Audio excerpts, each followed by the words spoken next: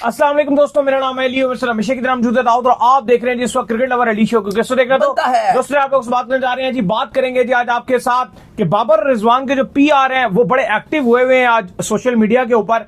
बड़ी पोस्टें जो उनके हक में चल रही हैं और बड़ी बातें हो रही हैं। जरा रियलिटी क्या है इसके ऊपर बात करेंगे जी। इसके बाद के जो हम कल बात कर रहे थे कि पाकिस्तान क्रिकेट बोर्ड को इस प्लेयर के अगेंस्ट एक्शन लेना चाहिए, बोश के अगेंस्ट, उसके अगेंस्ट एक्शन हो गया है। क्या एक्शन हुआ है पीएसएल के अल्सोस पे बात करेंगे।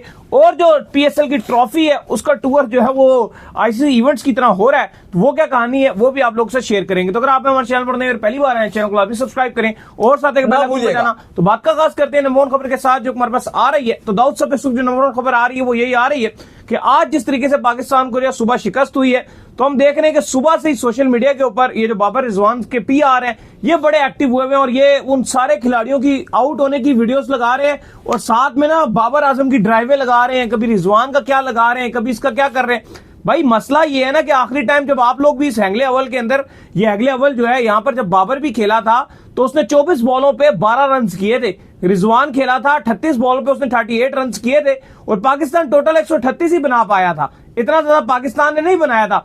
आज मेरा ये मानना है दाऊद कि अगर आज ये यंगस्टर जो मोहम्मद हारिस है जिसके ऊपर बड़ी ज्यादा तनकीद हो रही है, आज अगर ये 30 बॉलों के ऊपर सुबह 70 कर देता ना तो पूरा सोशल मीडिया इस चीज से भरा होता कि यार ये कैसा हीरो आ गया, किस जनरेशन का ये हीरो आ गया। यार दुनिया भर में यंगस्टर्स आते हैं, दुनिया भर में जो अग्रेसिव क्रिकेट खेली जाती है। अभी वो हो रही थी ना ये बॉर्डर गावस्कर सीरीज, उसके अंदर आया हुआ था यंगस्टर्स, किसने कैसे मार रहा था वो। हम इमरान नजीर को आज क्यों याद रखते हैं, किस तरह की इमरान नजीर हिटिंग करता था, किस तरह से जो है वो जबरदस्त हिटिंग किया करता था। इंग्लैंड का जो कोच है अभी ये जो चैंपियन ट्रॉफी में भी आया हुआ था न्यूजीलैंड का, उसने वर्ल्ड कप 2015 में क्या किया था। मैकलम पहली बॉल से शॉट मारता था, नहीं मारता था। न्यूजीलैंड के खिलाड़ी आज क्या कर रहे थे पहली शॉट से। फिन एलन ने लास्ट टाइम क्या किया था। देखो कभी ना कभी, अगर अभी पहली बात तो ये सुन लो कि अभी ये जो हमारी यंगस्टर्स की टीम है ना, इसके अंदर अभी हमारे साइम यूब ने आना है, अभी हमारे फखर ने आना है। अगर हमारे ये यंगस्टर्स फेल भी हो जाते हैं ना तो भी हमें ये टुकटुकियां नहीं चाहिए। हम ट्रस्ट करेंगे फखर जमान के ऊपर, हम ट्रस्ट करेंगे साइम यूब के ऊपर। पहले तो आप ये मानोगे कंडीशन किधर आप उनको डेब्यू करवा रहे हो। पहले तो ये देखना पड़ेगा कि आप उनको न्यूजीलैंड में खिला रहे हो। बाबर आजम ने 2015 में डेब्यू जिम्बाब्वे के अगेंस्ट किया था। ये नहीं था कि आप न्यूजीलैंड के अगेंस्ट डेब्यू जब होगा तो फिर उनके ऊपर ऑटोमेटिक प्रेशर आएगा, क्योंकि हमारे जो प्लेयर्स हैं नेचुरली वो स्विंग में फंसते हैं।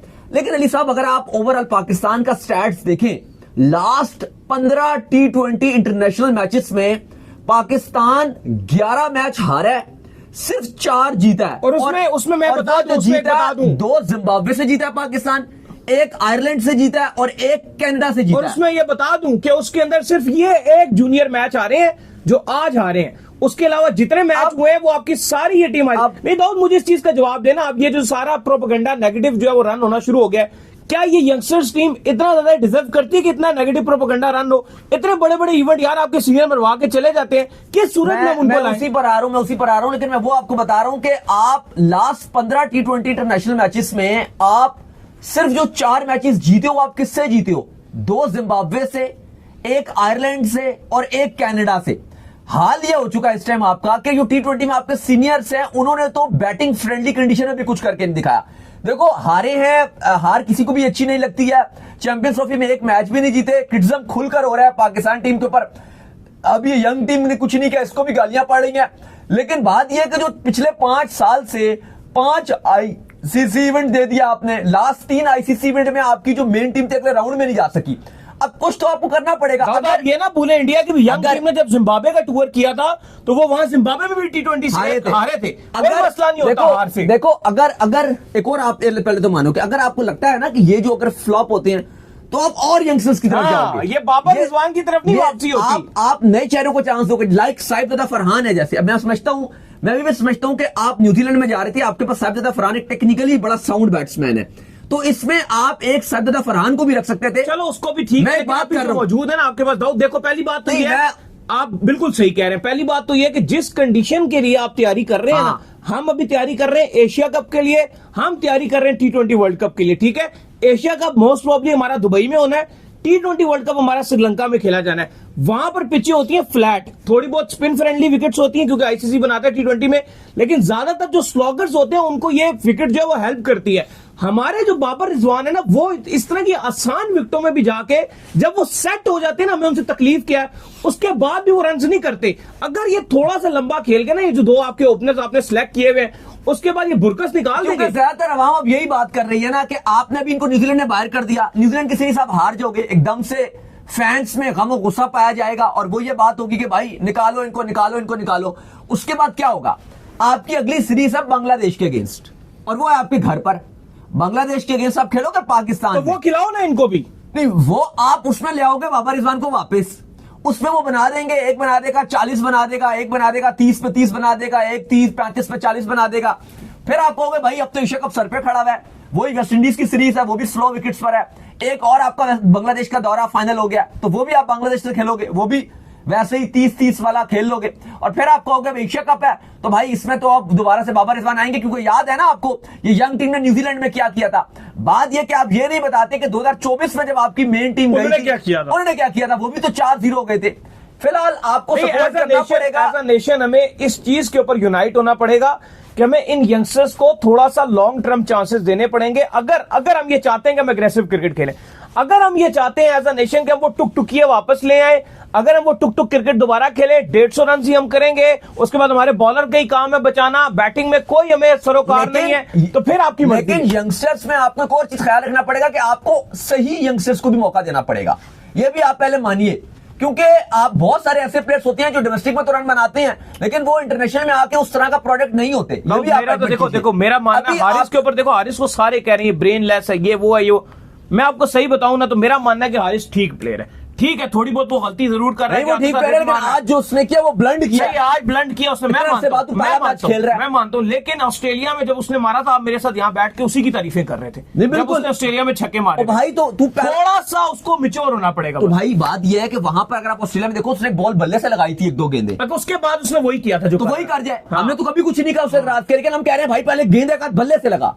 बल्ले से लगाने के बाद तूने जो उसने कहा है ना, इंटरव्यू में भी कहा, हारिस ने कहा, हसन नवाज का इंटरव्यू सुना आपने, उन्होंने कहा कि हमें टीम मैनेजमेंट ने कहा कि बेशक तुम 0 पे आउट हो जाओ, हमें कोई शिकायत हो गया ना। नहीं, अब बात सुनो ना, अब टीम मैनेजमेंट ने 0 की इजाजत दे दिया, इसका मतलब ये है कि तुम 1-2 गेंदें खेलो और फिर तुम जो मर्जी करो। लेकिन ये तुम क्या कर रहे हो कि आते साथ ना देख रहे हो, बस बल्ला यूं घुमा रहे हो, ना टच हो रही है बॉल, ना कुछ हो रही है, बस चले गए। मेरा मानना है मतलब नहीं है 0 का, 0 पर ही आउट होना है। थोड़ी सी कंडीशन सुटेबल होंगी, हारिस आपको अच्छे रन ऑब्वियसली और जबरदस्त छक्के मारेगा। अगर बेहतर कंडीशन होगी, थोड़ा सा बॉल स्विंग नहीं होगा, तो वो करके दिखाएगा आपको, क्योंकि उसने पास में किया हुआ है। लेकिन मैं आपसे ये बात कर रहा हूं कि बहुत सारे आपके कुछ यंगस्टर्स ऐसे भी, जैसे अब्दुल समद है, अभी उनको आज सुबह चांस मिला, अभी उन्होंने उस तरह से जलवा नहीं दिखाया, लेकिन पोटेंशियल उनके अंदर नजर आता है। अब हसन नवाज हमने देखा है पोटेंशियल है, लेकिन अब एक और चीज मैं यहाँ पे आपको बता दूं, ये सारी चीजें हमारा साइम अयूब भी कर रहा था, ठीक है।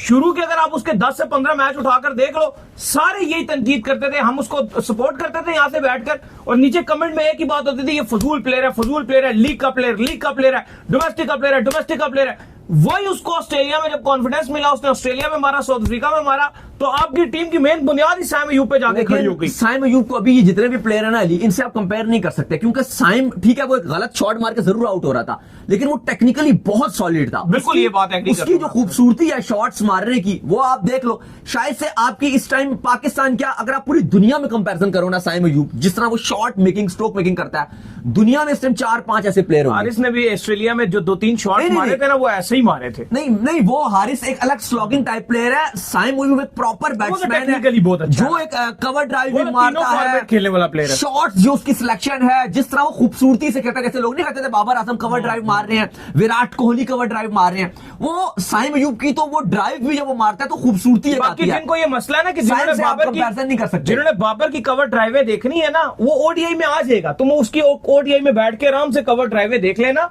थोड़ा सा एक आसरा लेने दिया करो, मतलब कुछ डिसीजन होता है ना, उस डिसीजन को थोड़ा सा आगे चलने दिया करो। सोशल मीडिया भर गया यार इन बेचारे यंगस्टर्स को, 5 T20 है अभी, जाहिर है एक जो चीज नजर आ रही थी, आज कोई भी आपका यंगस्टर खुल के नहीं खेल पाया, एकदम से वो मैंने मोस्टली देखा फेक प्रोपेगेंडा हो रहा है दाऊद, ज्यादातर लोग ये मैसेज कर रहे हैं, मैंने देखा सोशल मीडिया में भी कि यंगस्टर्स है, अभी आप चांस दीजिए।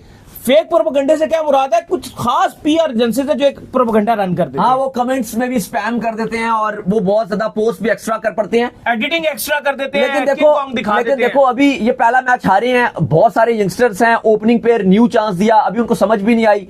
आई थिंक अब एक दिन का गैप है और अगले मैच से पहले ये बैठेंगे, बात भी होगी कि भाई मोहम्मद यूसुफ वहां पे मौजूद है, वो इनको बताएंगे कि भाई थोड़ा सा आप टाइम लेके खेलो, थोड़ा सा गेंदे बल्ले से भी लगाओ, तो शायद चीजें बड़ी मुख्तलिफ होगी। पाकिस्तान क्रिकेट बोर्ड को भी चाहिए यार थोड़ा सा ना सीरीज, जब आप भी होम करा रहे होते हैं ना, तो ये जिस तरह देखो ये गोरे कितने तेज हैं, ये पहला ही मैच इतनी मुश्किल जगह पे आपका रखवाते हैं कि आपको कॉन्फिडेंस ही ना। बाकी अगर आपकी टीम हम भी जब करें मुश्किल, अगर आज टीम की प्लेइंग 11 देखो ना, अब चलो न्यूजीलैंड में तो सारे फ्लॉप ही हो रहे थे क्योंकि इनसे सीम में ये पेस इनसे खेली नहीं जा रही थी, जो स्विंगिंग डिलीवरीज थी उसमें फ्लॉप हो रहे थे। लेकिन अगर आपने एक चीज नोट की हो तो T20 में आज इनके पास ऑलराउंडर कितने ज्यादा थे, बहुत ज्यादा थे। शाहीन बैटिंग करने के लिए आ रहे थे, तो वो उसके बाद 9 नंबर पे जहांदाद तक ऑलराउंडर थे इनके पास। चलो जहांदाद तो अच्छी खासी बैटिंग करता है, अब शाहीन की बात देखें, शाहीन 9 नंबर पे बैटिंग करने के लिए। और अभी अगर मतलब प्लेइंग 11 आपको बताएंगे भी अगले शो में, अगर अब्बास आ गया तो 10 तक हो जाएगी। आप ये देखिए कि शाहीन अगर 9 नंबर तक बैटिंग कर रहा है, इसका मतलब क्या है? इसका मतलब ये कि अगर आप इन श्रीलंका खेल रहे हो अपना T20 वर्ल्ड कप, या दुबई या श्रीलंका में से कहीं आप एशिया कप खेल रहे हो, तो आप ये देखिए कि आपके पास स्पिन ऑप्शन भी बहुत सारे आ गए हैं, अब्दुल समद भी गेंद करते हैं, आप ये देखिए आपके पास स्पिन ऑप्शन भी कितने और आपकी बैटिंग भी कितनी लंबी होती जा रही है।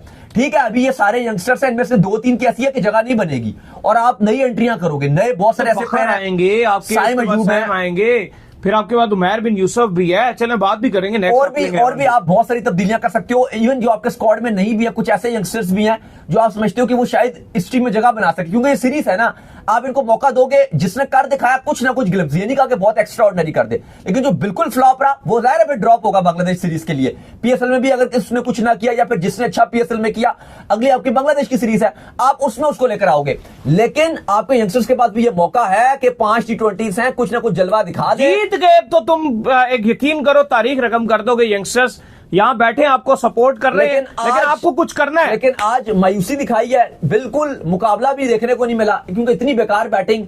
थोड़ा सा अगर ये 5 से 6 ओवर, तो दाऊद अगर सच्ची बात करो पिछले टूर में भी कहां, पिछले में भी नहीं था, ऑब्वियसली नहीं था, लेकिन ये 5, लेकिन उस टाइम जो डिफरेंस क्रिएट कर रहा था वो फखर जमान कर रहा था, और उसको एक बाबर आजम की बैटिंग अच्छी थी, वो कभी नंबर 5 पे आ रहा था, कभी 4 पे आ रहा था, कभी 6 पे आ रहे थे फखर जमान, 4 पे ऐसे खेल रहे थे, दूर खिला के उसको डिफरेंस। एक बाबर के रन आए थे उस सीरीज में और दूसरे फखर जमान के, लेकिन जो हैगले ओवल में भी जो रन बना के दिए थे आपको, जिसकी वजह से आपने ये 130 प्लस रन बनाया था, वो फखर की वजह से बनाया था, उसने तेज रन बना के दिए थे, वो अटैक कर रहा था, 36 के 38 रन बना के दिए थे, तेज बनाए थे, छक्के चुक्के मारना शुरू कर दिए थे रन उसने। तो ये कहानी है जी। खैर, इसके बाद खबर आ रही है वो आ रही है बोश के हवाले से, और अपडेट ये आ रही है कि बोश, जैसे हम कल बात कर रहे थे कि उसने जो है वो बड़ा गलत काम किया है कि उसने एक कॉन्ट्रैक्ट को ब्रीच किया है, जब उसको आईपीएल में पिक नहीं किया गया तो उसने अपना नाम जो है पीएसएल के लिए जारी कर दिया, तो पीएसएल के अंदर जो उसको पिक कर लिया गया, और जब पिक कर लिया गया तो दोबारा आईपीएल में कोई खिलाड़ी इंजर्ड हुआ और आईपीएल की फ्रेंचाइज ने उससे राब्ता किया, उसके एजेंट से राब्ता किया, उसने कहा बिल्कुल जी सर अवेलेबल है, सर तो खेलेंगे, सर को वहां पे फिर आईपीएल में दोबारा पिक कर लिया गया।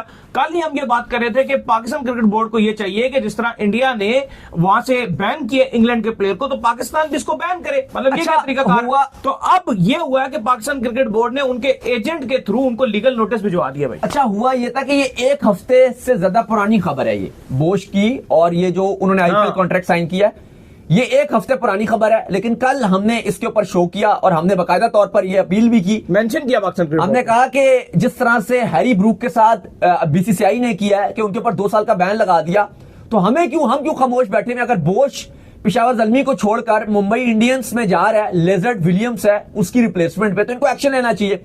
तो आज ही ये पीसीबी हरकत में आया और इस खबर का पीसीबी ने फौरन से एक्शन लिया, और पीसीबी ने कहा है कि पहले तो उन्होंने नोटिस जारी कर दिया है जो उनके एजेंट है और उनसे डिटेल्स मांगी। उन्होंने कहा भाई ये क्यों ऐसे आपने किया, एक तो पहले आपने अपने आप को डायमंड कैटेगरी में बिकवाया, ये पिक कर लिए गए पेशावर ज़ल्मी की तरफ से, और लास्ट मोमेंट पे आप कॉन्ट्रैक्ट की ब्रीच कर रहे हैं, इस पर हमें जवाब दीजिए। फिलहाल पीसीबी ने कहा कि फर्दर कोई भी कमेंट इसके ऊपर हम नहीं देंगे और कोई कमेंट देने से हम ग्रेस करेंगे। इवन उन्होंने इस प्रेस रिलीज में आईपीएल को मेंशन भी नहीं किया, लेकिन उन्होंने यह बात कही है कि हमारा जो पीएसएल का कॉन्ट्रैक्ट था उसकी यह खिलाफ वर्जी हुई है, तो बड़ा बेहतरीन किस्म का डिसीजन लिया है पीसीबी ने, और बोश को ये बोला है कि भाई ये कोई तरीकाकार नहीं है और इससे आगे आने वाले प्लेयर्स में भी ये चीज चलेगी, क्योंकि नवीनुल हक का भी ये होता रहा था। अगर आपको याद हो पिछले सीजन में वो एंड में कहते थे जी कि कोई पर्सनल रीजंस हैं और इसलिए मैं अवेलेबल नहीं हूं, और बाद में वो आपको कभी बीपीएल में खेलते हुए नजर आ गए, कभी कहीं और नजर आ गए, और लास्ट मोमेंट पे वो कॉन्ट्रैक्ट कैंसिल कर देते थे।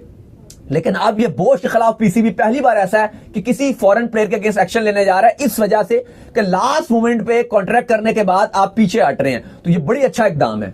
तो उम्मीद करते हैं आज हमारा शो आपका पसंद आया। वीडियो को लाइक कीजिए, हमारे चैनल को सब्सक्राइब कीजिए, साथ ही बेल आइकन को बजाइए। एक और काम कर लीजिए और वो ये कर लीजिए कि आप इंस्टाग्राम के ऊपर जाइए, इनको फॉलो कीजिए। इंस्टाग्राम पे मुझे फॉलो कर लीजिए, वहां पे मैं मौजूद हूं, दाऊद क्रिकेट के नेम से। अगर आपको कोई सवाल है तो भेजिएगा, उनको भी फॉलो कीजिए। मुझे फॉलो कीजिए, मैं क्रिकेट लवर अली ऑफिशियल के नाम से लिंक डिस्क्रिप्शन में मौजूद है। तब तक के लिए अल्लाह हाफिज़, बाय बाय। रखिएगा।